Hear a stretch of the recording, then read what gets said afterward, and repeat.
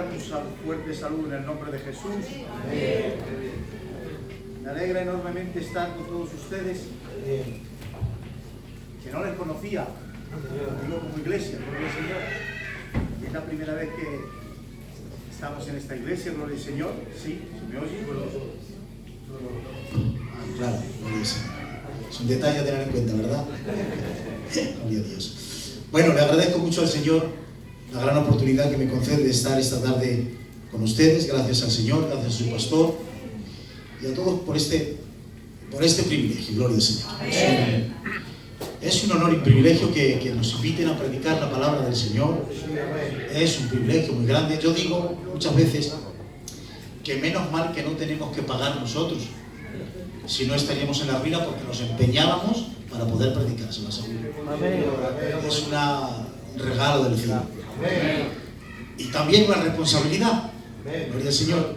Y yo pensaba en ustedes que compartirles, y bueno, pues el Señor ha puesto algo en mi corazón en el que yo solo necesito sus oídos y su fe. Amén. Nada más que esto. Es un mensaje un poco expositivo, digamos. Gloria al Señor. O explicativo, no sé cómo decirlo.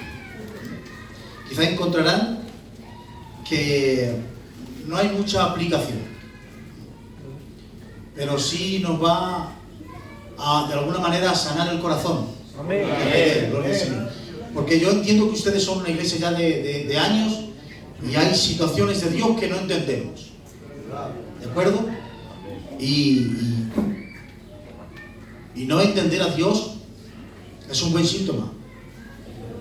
Porque si el Dios que tú tienes lo comprendes todo, ese no es el Dios de la Biblia. Voy a leer una de las expresiones o gritos de confianza más grandes que puedas encontrar en la Biblia. Porque necesitamos confiar en Dios. Amén. Incluso cuando no lo entiendas. Mirad qué glorioso. Es que estos textos es para enmarcarlos y ponértelos en el comedor, de verdad. Mirad. Habacuc capítulo 3 y versículo 17 en adelante. Dice: aunque la higuera no florezca, ni haya vides ni en las vides haya frutos, aunque falte el producto del olivo y los labrados no den mantenimiento, y las ovejas sean quitadas de la majada y no haya vacas en los corrales, con todo, noten, con todo, reuniéndolo todo, problemas, adversidades, incomprensiones, reuniéndolo todo, con todo, yo me alegraré en Jehová y me gozaré en el Dios de mi salvación. Amén. Qué grito de confianza, qué expresión de decir: pase lo que pase, con todo, reuniéndolo todo, aunque el cielo se junte con la tierra, aunque todas las adversidades juntas se reúnen con todo, dice el profeta, con todo. Qué grito de confianza. Claro, hasta llegar aquí a Habacuc ha pasado por un camino muy difícil, que vamos a caminarle con él. Vamos a caminar con él en este camino tan difícil. Yo necesito que me acompañe, gloria al Señor, para que parezca un poquito más suave esto, gloria al Señor. Miren,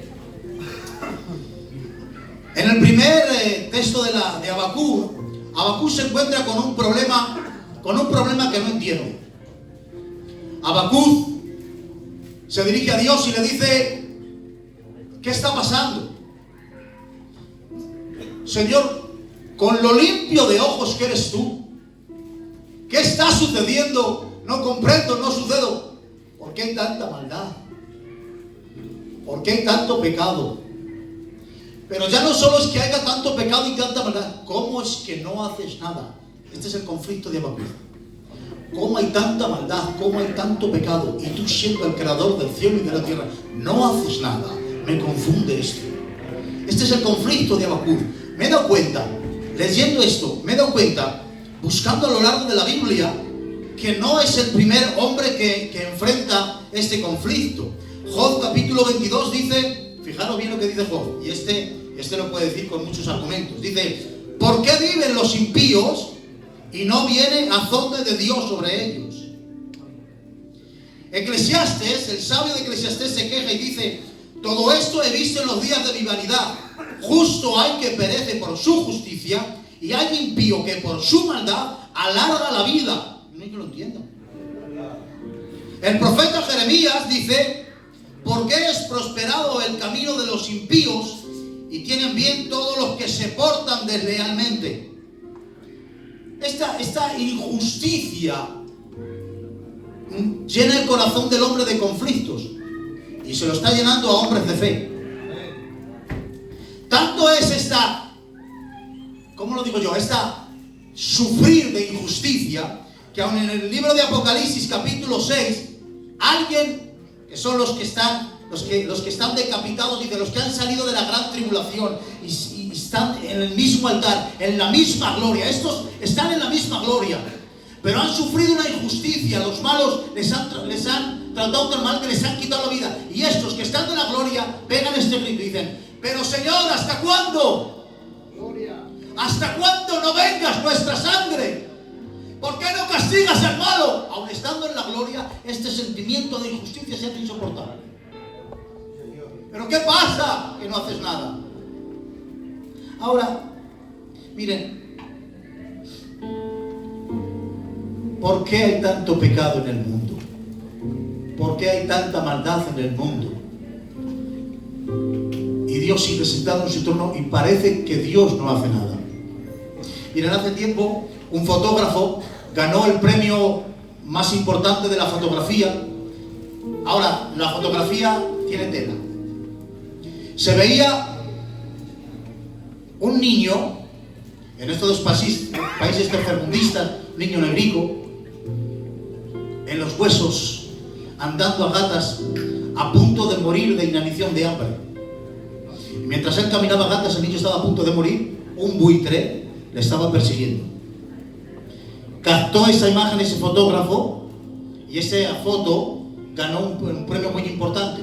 Pero al fotógrafo lo querían matar, porque decían: ¿y qué hacías tú mientras tanto?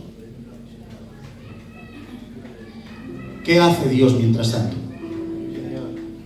¿Qué hacía Dios mientras en los campos de Auschwitz morían tantos judíos asfixiados? ¿Qué hace Dios mientras hay niños que son ultrajados? ¿Qué hace Dios ante tanta maldad? ¿Qué hace Dios mientras tanto? Este conflicto, el ateísmo utiliza este argumento para decir que Dios no existe. El ateísmo dice: ¿no ves que hay tanta maldad? Es incompatible la maldad con la existencia de Dios.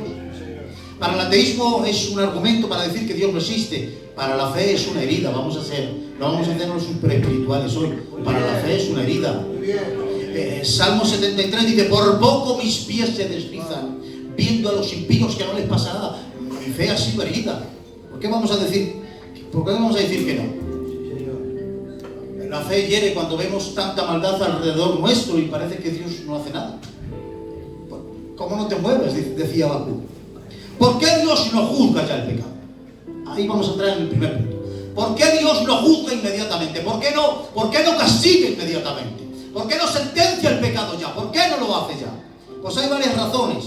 La primera, y por ir avanzando, el primer motivo por el que Dios no juzga ya, no condena ya, no castiga ya, primer punto, es por su carácter.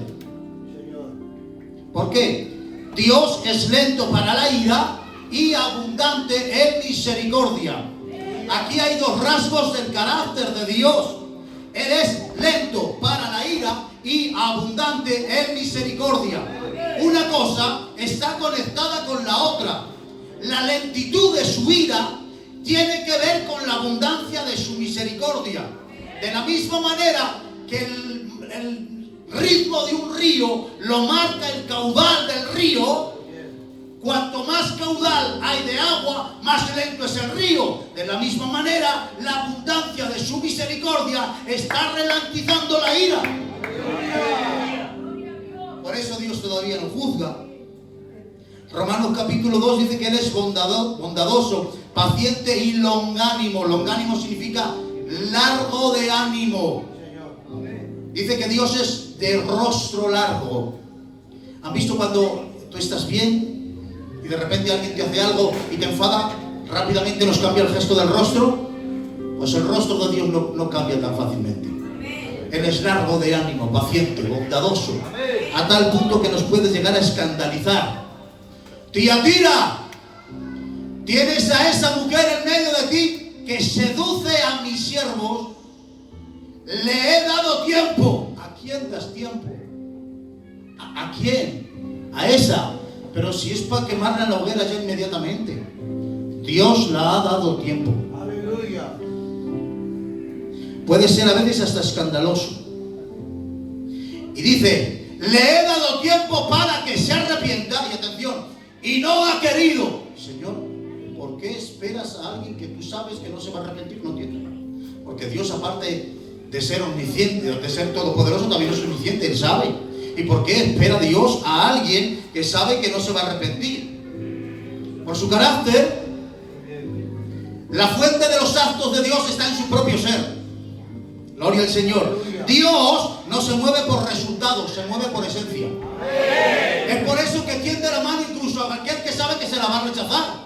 Es por eso que llama puertas incluso sabiendo que no le va a abrir. Es por eso que es el buen sembrador que lanza semilla, incluso semilla, que no la tierra, que no la va a recibir. Y ya que nos ponemos a decir esto, es por eso que muere en la cruz por toda la humanidad, aunque no toda la humanidad lo va a recibir. Porque es su carácter. Aleluya. Dios no se mueve por resultados, sino por esencia. Pero, aunque la causa de sus actos no son los resultados, hay resultados extraordinarios. Amén. Nosotros habríamos aniquilado ya inmediatamente a aquel que le estaba sujetando las ropas a aquellos que le estaban tirando piedras a Esteban. Lo hubiésemos aniquilado inmediatamente. Pero Dios le aguantó y lo soportó. Su longanimidad contra ese le regaló a la historia uno de los receptores de gracias más importantes que jamás ha existido.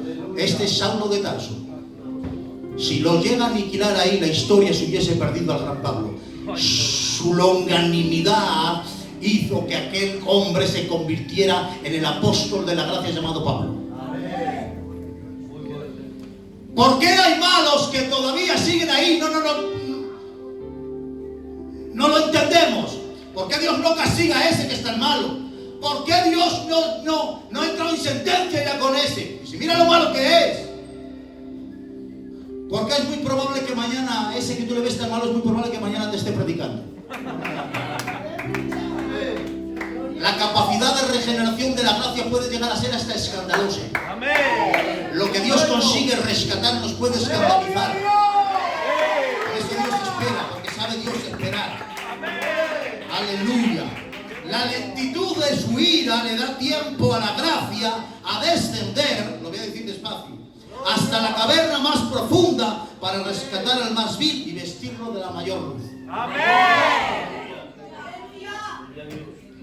Hay ocasiones en que la lentitud de su ira hace que su gracia tenga que descender hasta las cavernas más oscuras.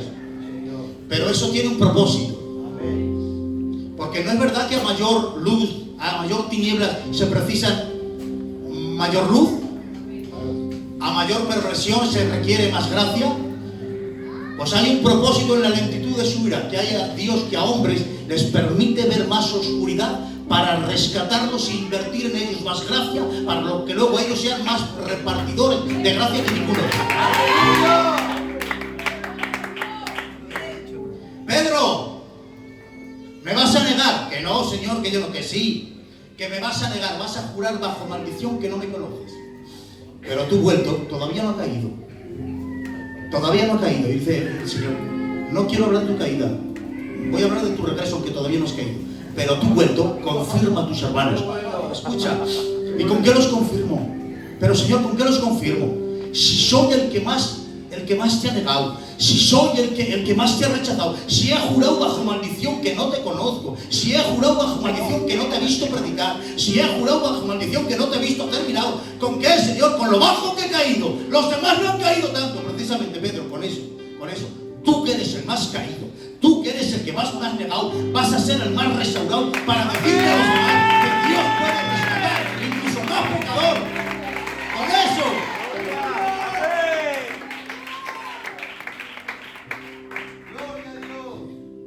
¿Sabe Dios invertir paciencia? Porque sabe los resultados que va a tener con eso.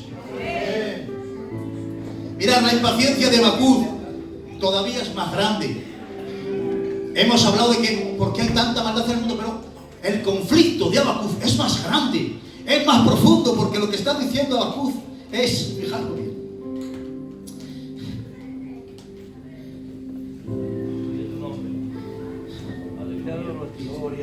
Es que me iba a saltar una cosa y no quiero saltarla. Muy bien. Habacuc se impacienta porque Dios no sentencia, porque Dios no castiga ya. Y ahora Dios le dice, mirad, la visión aún tardará un tiempo.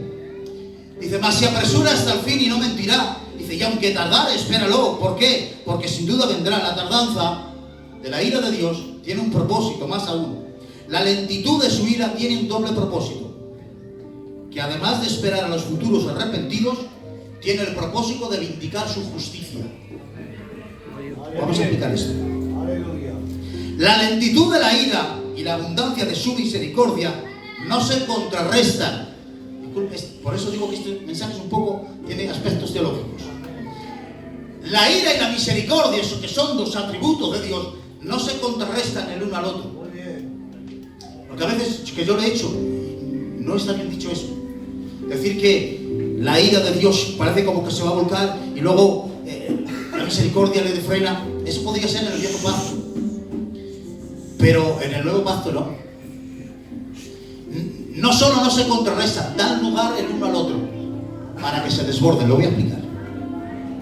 Mira, en Romanos capítulo 2 dice, su paciencia y longanimidad nos guían al arrepentimiento. Ahí está la expresión desbordada de su gracia. Pero dice en el mismo texto, pero por tu corazón no arrepentido atesoras, acumulas. Ahí está la expresión de su ira.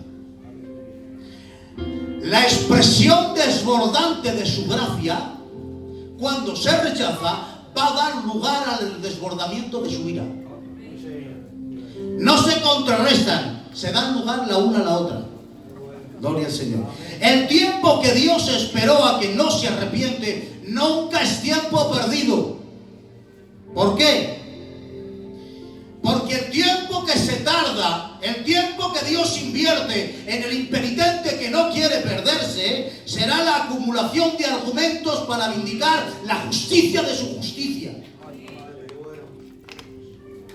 Te lo digo de otra manera. Lo que Dios no convierte en fruto de gracia, lo va a convertir en leña para el fuego de su ira. Dios no despilfarra nada. Cada mano rechazada se convertirá en una piedra del altar para el sacrificio. Pero por tu corazón no arrepentido atesoras. ¿Pero cómo atesoras? Acumulas, añades. Y lo llama tesoro. ¿Cómo puede ser que el impenitente que va a perderse dice, ¿por qué un tesoro? Sí, porque va a resplandecer la gloria de Dios. Si no ha sido en su gracia, resplandecerá en la vindicación de su justicia. Aleluya. Dios no despilfarra nada, o se expresa en gracia o se expresa en justicia, y lo hará de tal manera que cuando se exprese en gracia no habrá quien le contradiga, y cuando se exprese en justicia tampoco habrá nadie quien le contradiga. Amén. Aleluya.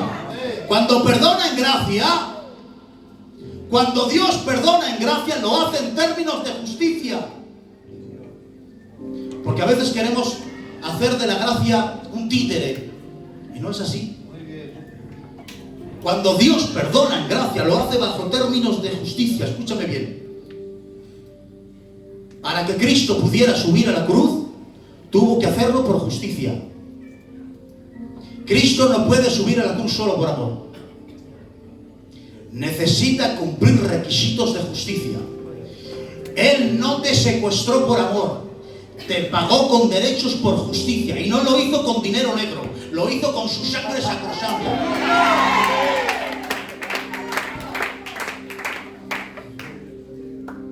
Tuvo que ganarse el derecho a subir a la cruz. Es que esto sería otro mensaje que no vamos a entrar. Pero él tuvo que cumplir requisitos de justicia para poder subir a la cruz.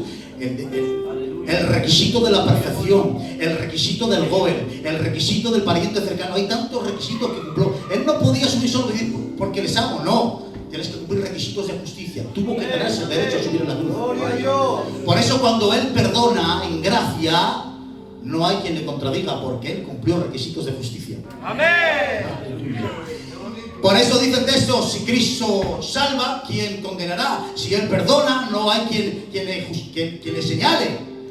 Porque Dios cuando perdona lo hace en justicia. Pero cuando castigue, tampoco habrá quien le contradiga. Romanos 3:4 dice Pablo, mirad qué texto tan difícil, dice Pablo, para que seas justificado en tus palabras y venzas cuando fueres juzgado. Esto se lo está diciendo Dios, o sea, Pablo, a Dios. Para que seas justificado en tus palabras y venzas cuando fueres juzgado. ¿Pero quién juzgado? Dios, ¿sí? En cada corazón de cada alma y de cada creyente Dios siempre va a ser juzgado. Incluso lo seguimos haciendo. Y seguimos juzgando a Dios en nuestro corazón. Y hacemos juicios morales contra Dios. Esto no nos parece bien, esto nos parece correcto. Esto en cada corazón será juzgado. Imagínate delante del trono. Pues bien, Romanos capítulo 6 dice que pagará a cada uno conforme sus obras. Dios pagará a cada uno conforme sus obras. Pero no es verdad que Dios conoce las intenciones de los corazones de los hombres. Dios no necesita ver las obras para saber las intenciones del corazón. Pero Dios juzgará conforme sus obras. ¿Por qué? Para la vindicación de su justicia. Dios permitirá que el pecado dé a luz para sentenciarlo. No lo necesita, porque Él conoce las intenciones. Es más, condenó la rebelión en un susurro. ¿Recordáis tú que decías en tu corazón? Juzgó la rebelión en un susurro, pero en la vindicación de su justicia dejará que el pecado, por esto es una de las causas, dejará que el pecado dé a luz para sentenciarlo. De tal manera que dice, fijaros bien que cuando Jesús entra en Nazaret, quedaros con este punto, cómo Dios permite que el pecado dé a luz para luego sentenciarlo. Jesús entra en una sinagoga. Entra en una sinagoga en Nazaret y comienza a predicar. ¿Qué hacen los de Nazaret? Se rebelan contra él, le empiezan a coger de la solapa y le empiezan a empujar. Miren la imagen. Le sacan al verbo hecho carne, al omnipotente, al todopoderoso, le sacan. Dice que empezaban a empujarlo. Y le empujaban. Y más empujones. Y el verbo de Dios se dejaba empujar. Y otro empujón. Y se dejaba empujar. Dice, hasta que llegando a la cima. Cuando llegan a la cima para despeñarlo, dice que Jesús pasó por el medio de ellos. Se dejó empujar por los hombres hasta llevarlos a la cima. Pero justo en la cima, aquel que es todopoderoso tomó otra vez el control y se marchó.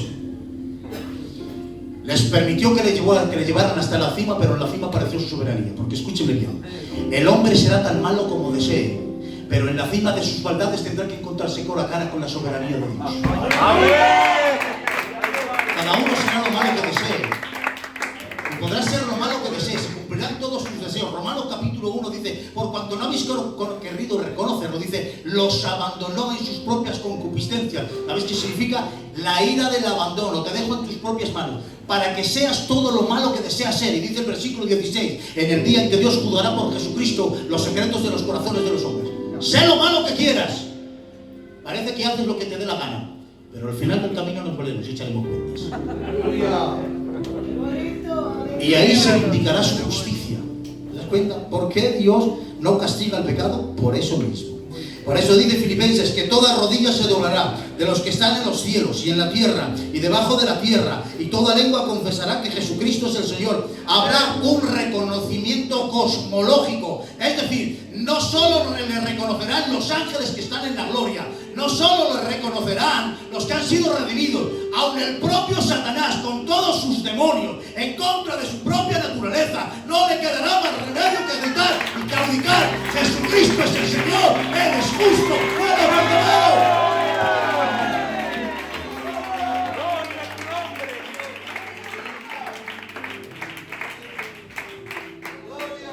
¿Por qué Dios permite todavía el pecado? ¿Por qué no lo sentencia ya? Por los futuros arrepentidos y por la vindicación de su justicia. Ya tenemos dos razones. Pero como decía antes, el conflicto de Habacuc es más profundo. Y aquí nos vamos a ver nosotros. Porque para Habacuc el problema no es, Señor, ¿por qué hay pecado en el mundo? No es eso. Señor, que son tus sacerdotes. Señor, que son tus profetas. Señor, que no es una nación pagana. Señor, que es Israel, que es tu pueblo. ¿Por qué hay tanta maldad y tanto pecado en tu pueblo? ¿Por qué? Y no haces nada. ¿Por qué? ¿Por qué? ¿Por qué hay tanta inmoralidad en medio de nuestro pueblo? ¿Por qué hay tanto pecado si somos la iglesia del Señor? ¿Por qué? Mateo 13 dice, Señor, se echen las manos a la cabeza. Señor, si tú sembraste bueno, que lo hemos visto con nuestros ojos, que sembraste bueno, ¿cómo es que ha salido cizaña? El asombro de los siervos de ver cómo entre el trigo ha crecido cizaña. ¿No podemos cerrar los ojos, hermanos? En medio del trigo ha salido cizaña. Es el asombro de Habacuc, es el asombro de los siervos, es el asombro de todo el mundo. ¿Por qué en medio de su pueblo hay tanta maldad y tanto pecado? ¿Por qué hay tanta inmoralidad en nuestras iglesias? Lo decimos así, sin anestesia. Pues porque no todo el que procede de Israel es israelita. Salieron de nosotros, dice Pablo, pero no eran de nosotros. Eso capítulo 20 dice Pablo, yo sé que después de mi partida entrarán en medio de vosotros lobos rapaces. Y Pablo, que no se casa con nadie, aquel que se lo está advirtiendo, también le dice que aun de vosotros mismos se levantarán quien hable cosas perversas para arrastrar tras de sí a los discípulos. Hermanos, los falsos creyentes son tan verdaderos como los falsos. Los falsos son tan verdaderos como los verdaderos. No lo decía. También existen. ¿Existen los verdaderos? Sí. ¿Existen los falsos? También. ¿Queréis más prueba que dice Jesús a sus discípulos? No os he escogido yo. ¿Y uno de vosotros es diablo?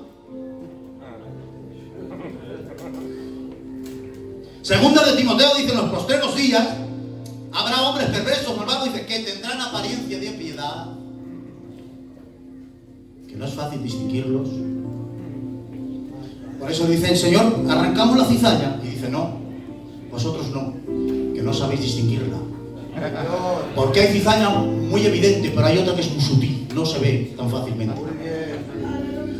No la arranquéis porque vosotros no sabéis verla, porque la cizaña a veces es muy sutil. Cuando Cristo dijo, uno de vosotros me va a entregar, os des cuenta que nadie apuntó a Judas. No apuntó nadie a Judas, hermanos, nadie. Más encajaba en el traidor, el Simón el celote, que es un guerrillero. ¿Y por qué no Mateo el publicano, acostumbrado a traicionar a sus hermanos? O los hijos del trueno, que tienen ese carácter tan impulsivo. Nadie apuntó a Judas, pero era Judas. Cuando Satanás le dijo a Dios, toca a Job, tócale, porque aunque le has quitado todo su entorno, el mal de Job está tan escondido y tan profundo que no se ve a la luz de los ojos, pero tócale. ¿Por qué decía esto Satanás? Porque Satanás ha vivido por propia experiencia que hay rebeldías escondidas que se pueden disfrazar detrás de piedras preciosas. Satanás, que lo sabe, dice, Job le pasa lo mismo. Que es así. Hay muchas rebeldías escondidas disfrazadas de piedras preciosas y no es fácil verlo. Claro que no es fácil verlo. Jesús no descubre públicamente a Judas. ¿Os das cuenta? Yo, hermano, por más que lo leo, me quedo asustado. Está la mesa, están 12 personas allí, comiendo, gozando de fiesta. Está el ruido de los platos por ahí, el ruido de los vasos por ahí. Pedro hablando con Mateo, el otro hablando con el otro, se oye un murmullo. En medio de todo ese murmullo, Jesús le mira a Judas. Lo que tengas que hacer, hazlo. Nadie se da cuenta, están todos alrededor. Que moja el pan en el plato. No se lo tira a nadie. Dice, lo que tengas que hacer, hazlo. Dios no. Dice el texto, y Judas se levantó y se marchó. sin escarnio público. Pero dijo, pero tú no comes conmigo, te marchas.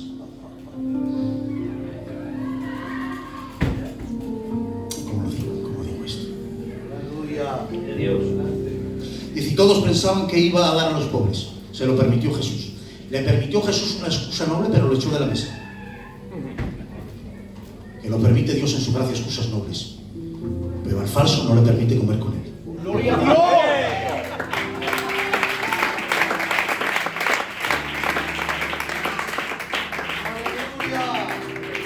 El arte del maestro que limpia la mesa sin romper la fiesta. Seguid comiendo, hijos, que ya me encargo yo de esto. ¡Gloria a Dios! Que nos permite excusas nobles. No, que es que estoy cansado, no, que es que llevo un tiempo, una temporada que... Vale. Y todos pensaban que iba a los pobres, porque el falso puede venir al culto. El falso puede ponerse la Biblia debajo del brazo. El falso puede cantar. Lo que le está prohibido es comunión cercana con él. Te vas. No te declaro públicamente delante de todo, pero conmigo no comes.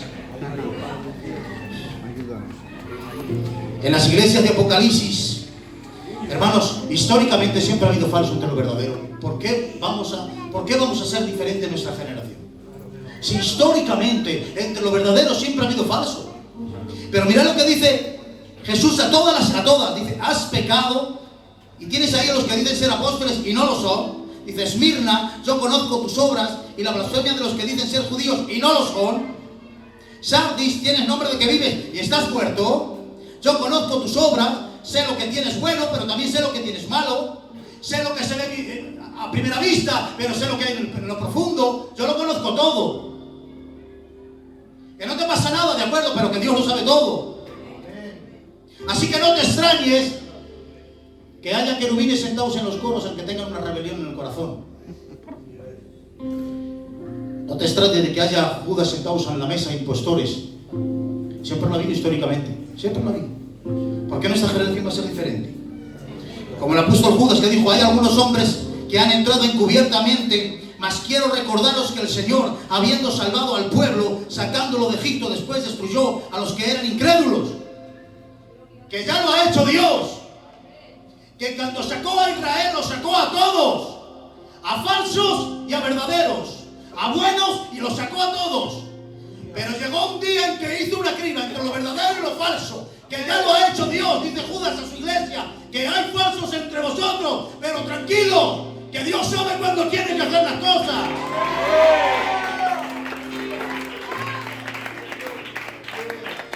Por eso dice el versículo 9. ¿Sabe el Señor, hay que de esto? ¿Sabe el Señor librar de tentación a los piadosos y reservar a los injustos para ser castigados el día del juicio? ¿Sabe Dios?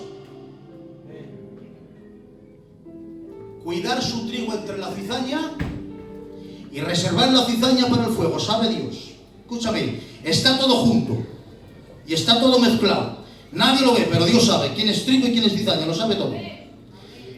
Y sabe Dios cuándo tiene que hacer saltar las cosas. Sabe Dios cuándo tiene que hacerlas saltar. ¿Habéis visto cuando hay un edificio que está deteriorado, que está en malas condiciones? Los expertos se quedan mirando y dicen, si cae por su propio peso, va a dañar a todos los edificios de alrededor. Llamar a los expertos en demoliciones controladas, que ponen dinamitas, ¡bumba!, caen sobre su propio peso y los edificios alrededor no les pasa nada. Sabe Dios tener detonaciones controladas. Sabe Dios hacer cuando tiene que saltar las cosas. ¿No lo habéis visto? Han caído hombres grandes, pero la obra sigue adelante. ¿No? ¡Sabe Dios!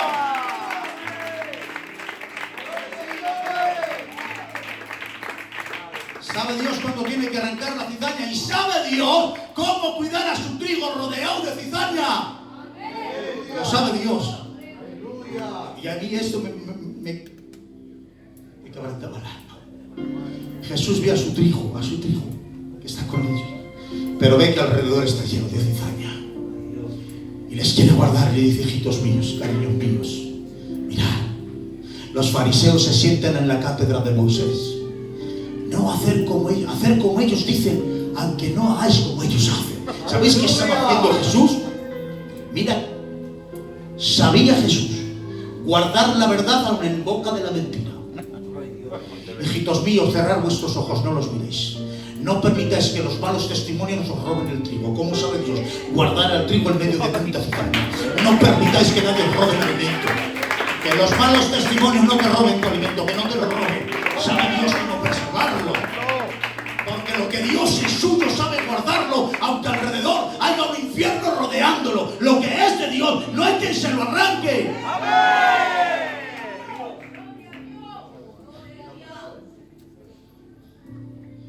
Habacuc pide la intervención de Dios. Señor, ¿qué es tu pueblo? Interven, haz algo. Y dice Dios, voy a intervenir. Ya está. Pues si va a intervenir, ya está solucionado, ¿verdad? Ya está solucionado. Dios va a intervenir, el conflicto se va a acabar. ¿O no? Dice Dios, ved y asombraos, porque haré una obra en vuestros días, que aun cuando se os contare no la creeréis. Porque he aquí yo levanto a los caldeos, nación cruel y presurosa. Ahora ya me has matado. Hay pecado en tu pueblo. Hay maldad en tu pueblo. Te pido que intervengas. Dices que intervienes. ¿Cómo? ¿Traes a alguien peor que yo para corregirme? Ya me han vuelto loco. Utilizas a alguien peor, a los caldeos, que son peor que yo, para corregirme a mí. ¿Cómo Dios puede hacer esto?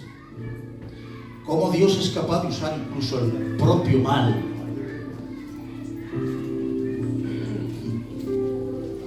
¿Cómo Dios incluso puede utilizar en ocasiones el pecado? ¿Puede hacer Dios esto?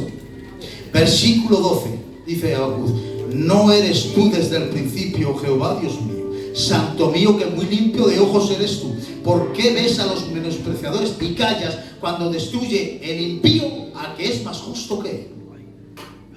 Dice el Salmo 145, acepto que el justo me corrija, pero no aprobaré al perverso. No acepto que uno peor que yo venga a corregirme a mí. Eso no lo recibo. ¿Sabéis cuál es el fondo de esta cuestión?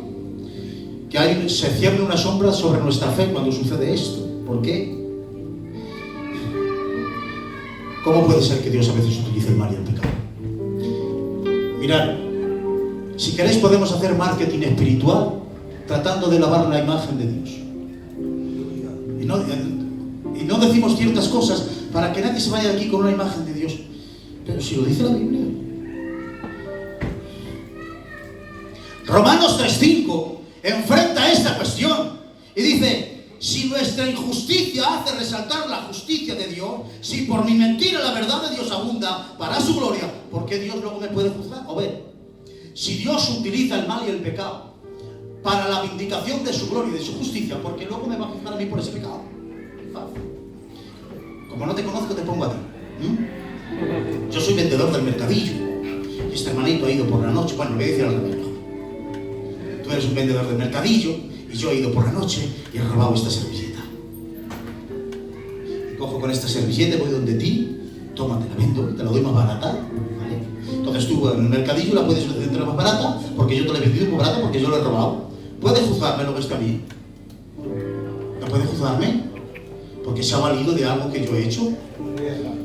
¿Cómo Dios puede juzgar el pecado si se está sirviendo de él? ¿Cómo puede Dios juzgarlo si está diciendo esto? ¿Por qué Dios me juzga? Si por mi mentira hace manifestar su verdad, si por mi pecado se manifiesta su gloria, porque luego me juzga. ¿Cómo Dios puede juzgar el pecado si Dios usa el pecado? Dios mío. Definición. El mal no puede engendrar por sí mismo más que mal. Y cuando la gloria de Dios aparece por causa del pecado, tal cosa no es obra del hombre, sino de Dios, quien por ser un maravilloso artífice sabe salir al encuentro de la perversidad, convirtiéndole en algo distinto al fin que se proponía. Yo sé que he dicho palabras muy rápidas.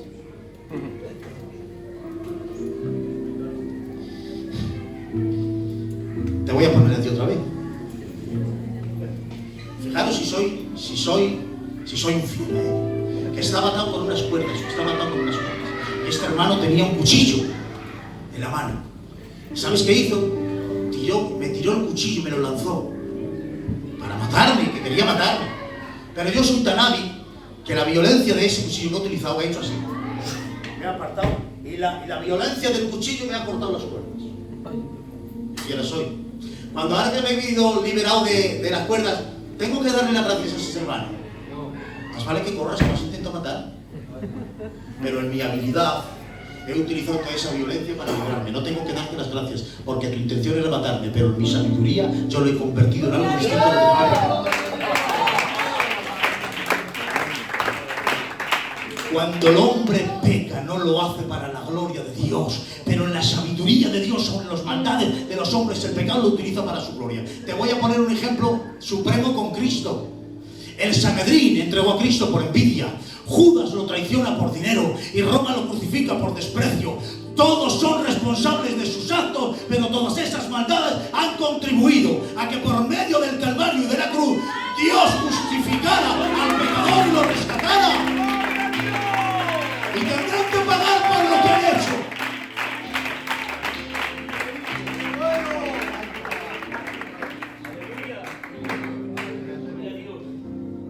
Por eso fijaros qué texto, Dios mío. Ni la rebelión de Luzbel en la gloria manchó la gloria de Dios. Lo dice Usal, lo dice Isaías. Con tus iniquidades y con tus maldades, dice, profanaste tu santuario, no el mío. Se profanó tu santuario, no profanaste el mío. Con tu rebelión te manchaste tú, no me manchaste a mí, aunque estuviese en la gloria. El pecado del hombre no mancha a Dios.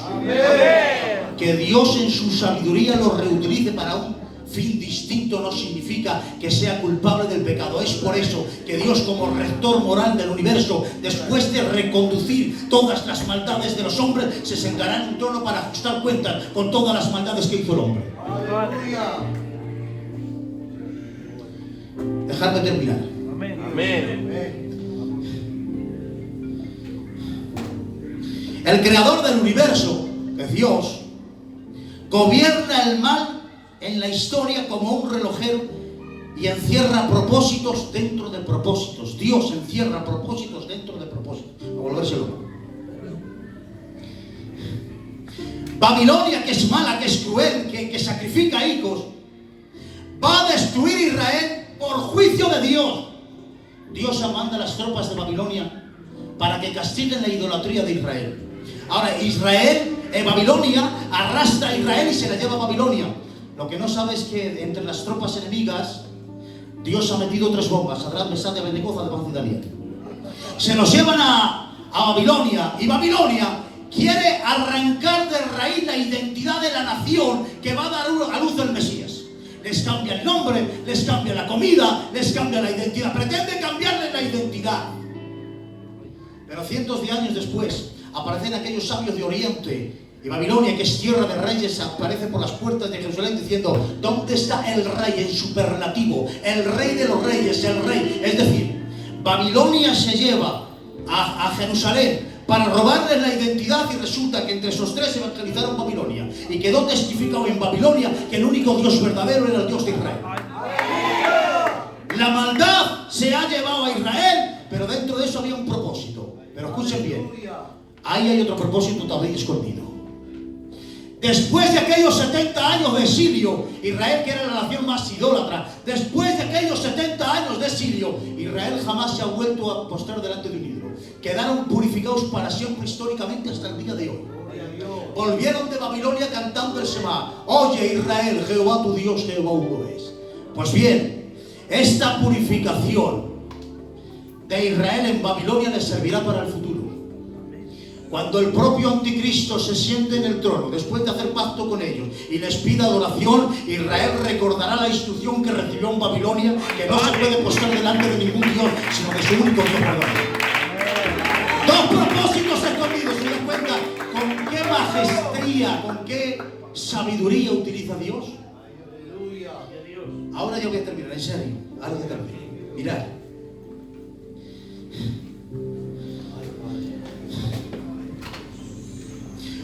Nadie se pondría de colgante un bisturí, ¿verdad, hermanicas? Un bisturí, nadie se podría, no es agradable, no es bonito, ¿verdad? Nadie se lo pondría de colgante, pero la función de un bisturí es abrir capas de piel en las manos del cirujano para encontrar males que a primera vista no se ven. Así que el bisturí es muy necesario. Así es el mal y el pecado en las manos de Dios. Sirve para alcanzar lugares escondidos a los ojos humanos. Porque la fe no se purifica con agua, se purifica con fuego. ¿Por qué digo esto? Dice el salmista en el Salmo 73: por poco mis pies resbalan viendo la prosperidad de los impíos, que no hay azote y que no les pasa nada. Por poco caigo porque no les haces nada. ¿Y qué mal se sentía el salmista que dice: se llenó de amargura mi alma y mi corazón le daban punzadas? Qué mal te sientes, ¿no? Qué sospechoso este mal que te produce por dentro cuando ves que a los malos no les va mal. Sospechoso, ¿no? Tú que eres cristiano, tú que eres del Señor, ver que los que van mal no les pasa nada te genera tanto mal. Es sospechoso eso, ¿no te parece? Hay algo no me cuadra. Si me amarga el alma que a ese no le vaya mal, que te tiene que ir mal, y haces cosas y no te pasa nada, y eso a mí me amarga el alma. Dentro están pasando cosas que no son buenas.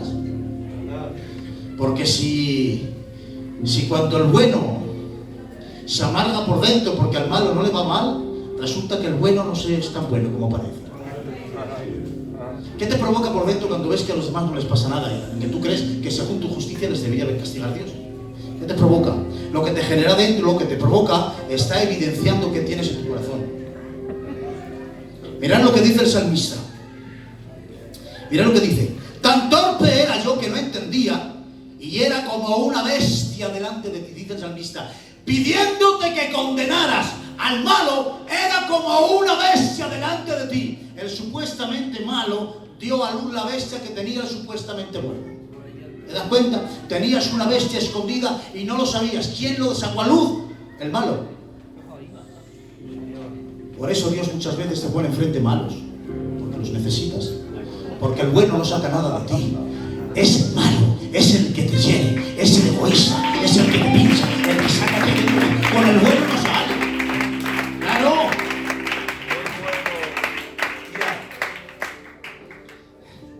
Finalmente el salmista confiesa, porque el salmista no quiere que castigue al malo por un celo santo. No, dice el versículo 10, porque tuve envidia ahora.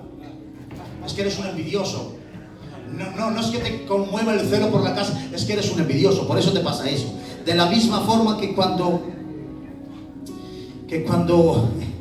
un bebé retrasa su nacimiento, hay que usar forceps y hacer cesárea. Hay males internos que se resisten y no dan la cara y no nacen de forma natural, y entonces Dios tiene que utilizar métodos agresivos. Mirad, hermanos, después de que Habacuc ha enfrentado esta situación y este peregrinaje de trato con el Señor, hay un texto en este libro que es fundamental, y es donde vamos a terminar.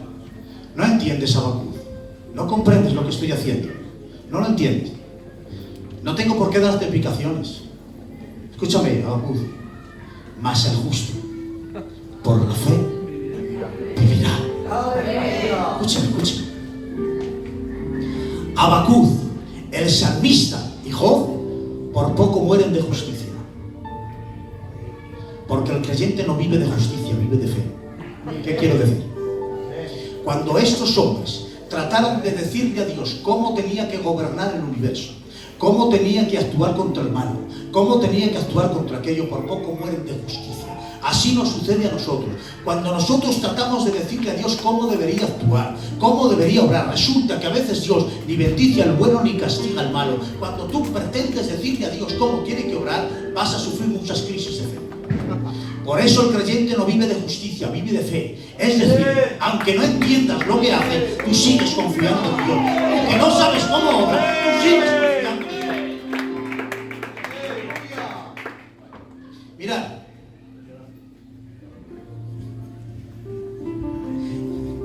David, voy a cerrar porque es que si no termino. Nosotros tenemos que confiar en el carácter de Dios.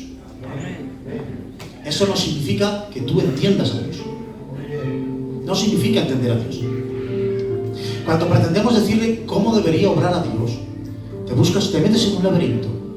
Te metes en un laberinto. ¿Tú crees que ahora Dios debería estar bendiciéndote? José y María van al templo a pagar, porque tienen que pagar los rituales, tienen que pagar las ceremonias, tienen que pagarlo todo. Ya lo han pagado todo, no deben nada. Se vuelven para su casa y de repente se dan cuenta que han perdido a Jesús por el camino. ¿Qué ha pasado?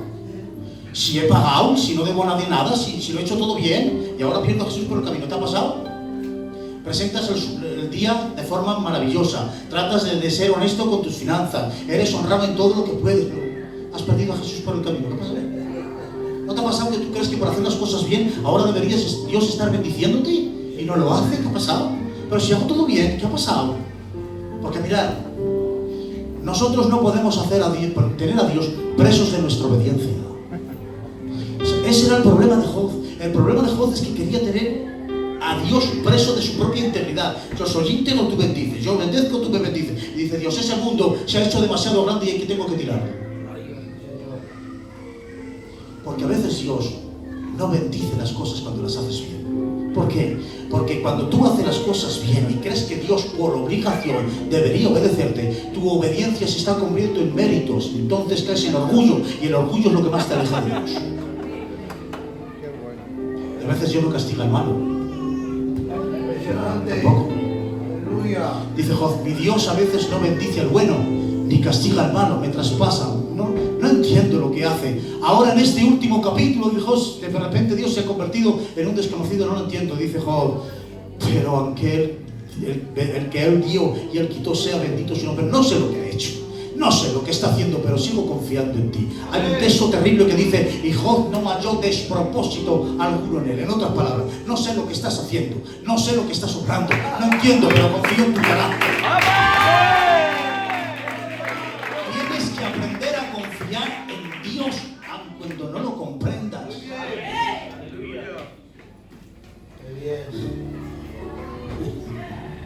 Hay un texto, y ya termino, de verdad, ya termino. Hay un proverbio que dice, fieles son las heridas del que ama, pero inoportunos los besos del que aborrece.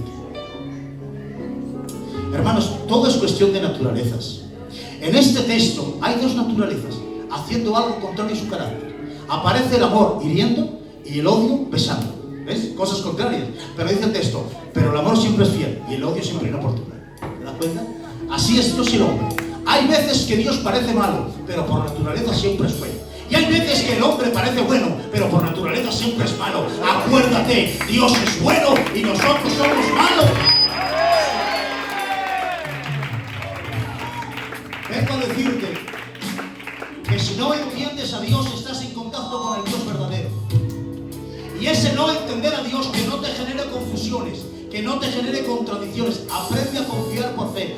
Dios sabe lo que está haciendo. Cuando estaba muriendo en la cruz tampoco lo entendías y tampoco le pedías explicaciones. Hay quien está pidiendo explicaciones de por qué llora. ¿Me puedes decir por qué ríes? ¿Qué has hecho para reír? El sufrimiento y el dolor es retributivo a la humanidad. La humanidad ha sembrado lo suficiente para sufrir. Sin embargo, la gracia es un don inmerecido. No has hecho nada.